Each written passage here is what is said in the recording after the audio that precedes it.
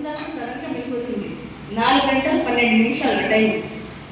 అప్పుడు వెంటనే యూట్యూబ్లో ప్రార్థన వస్తాయి కదా, ప్రేయర్ ఆన్ చేసి కాసేపు కూర్చున్న ప్రార్థన చేస్తుంది. ఎందుకు వచ్చిందంటే నేను రోజుల్లో వద్దనుకున్నాను కదా, అందుకనే ఇలా వచ్చిందని మా నాన్నగారు, అంటే మా నాన్నగారికి చాలా ఇష్టం. మా నాన్నగారు క్యాటరిస్ట్గా చేశారు.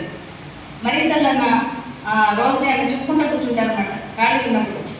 అలా ఇష్టంగా నాకు ఇచ్చారేమో, చేసుకోవాలని ఇచ్చారేమో అనుకున్నాను. సరే అయిపోయింది.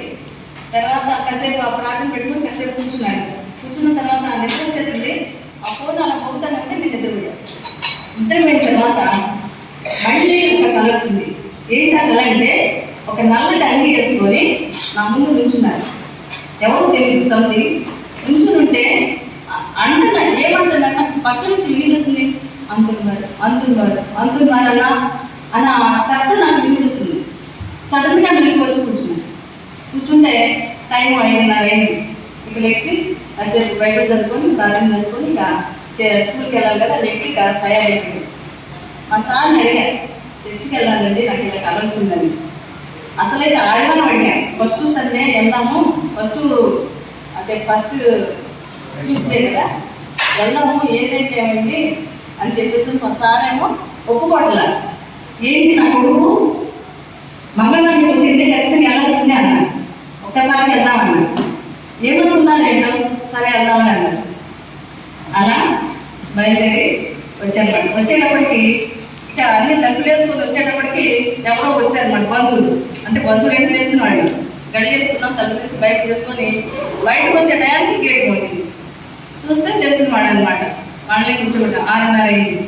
వాళ్ళు మాట్లాడుతూనే ఉన్నారు, టైం అయిపోతుంది, ఎట్లా ఏంటి, ఏం చెప్పాలా ఏంటి అనుకుంటున్నా, చర్చికి వెళ్ళాలండి అన్నారు. వాళ్ళు టక్కన లేచి ఉంచున్నారు. సరే లేట్ అయిపోతుంది వెళ్ళండి అని. ఆ విధంగా ఈరోజు నేను చర్చికి రావడం జరిగింది. మరి ఫాదర్ చెప్పిన దానికి మరి నాకు వచ్చిన కలిగి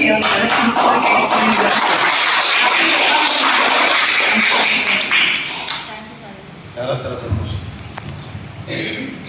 దేవుని వందనాలు, ఫాదర్ గారి వందనాలు, సంఘం అందరికీ వందనాలు. మీ ప్రార్థన వల్ల మా కుటుంబం సంతోషం ఉంది. నూతన సంవత్సరం కూడా ప్రవేశించాము. అయితే ఈరోజు నేను ఇప్పుడు రాలేదు, మంగళవారం సడన్గా అవ్వలేదు. ఈరోజు ప్రతి మంగళవారం అలా ఉండదు, కానీ నేను రావాలని ఆగిపోయింది. ఈరోజు 2-3 రోజులు చెప్పింది. అలా 2-3 రోజులకి కన్విన్స్ అయ్యాలి అలా అనుకున్నాం. కానీ ఇక్కడికి వచ్చిన తర్వాత తెలిసింది జ్యోతి రీజన్స్ కాదు, ఫాదర్ గారి ఆలోచన. దేవుడు విని దేవుడు జ్యోతి ద్వారా నన్ను కన్విన్స్ చేసి సంఘాన్ని తీసుకొచ్చిందని నా విషయం అర్థమైంది. అంటే దీని ద్వారా ఫాదర్ గారు దేవుడికి ఎంత దగ్గర ఉన్నారు, దేవుడు ఫాదర్ గారికి ఎంత దగ్గర ఉన్నారని మన ఆలోచన పైకి వస్తున్నారు. అందుకని నేను మ్యాక్సిమం ఫాదర్ గారిని అవాయిడ్ చేసుకుంటూనే తిరిగాను. నేను ఫాదర్ గారు నన్ను విడిచిపెట్టగా ఆల్మోస్ట్ వీక్లీ ప్రతి వారం ఏదో ఫోన్ చేయడంలో అట్లా పలకరిస్తూ ఉంటారు. నన్ను జ్ఞాపకం చేస్తున్నందుకు వారికి ధన్యవాదాలు చేస్తున్నా.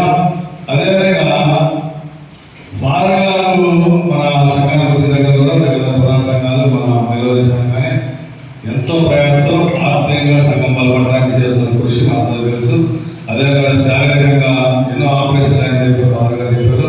అయినప్పటికీ దాన్ని అధిగమించి దేవుని మీద వారి భయభక్తులను బట్టి మనల్ని కూడా ఆత్మీయంగా బలపరచడానికి వారు చేస్తున్న పనిలో మనందరం సహాయం వారి వెనకాల్సిన బాధ్యత ఉన్నట్టు చేస్తూ అలాగే మరోసారి వారి ప్రత్యేకంగా వారిని భార్యను తెప్పించిన ప్రత్యేక బహుమతి గురించి మమ్మల్ని జ్ఞాపకం చేస్తున్నందుకు వారికి ధన్యవాదాలు, కృతజ్ఞతలు.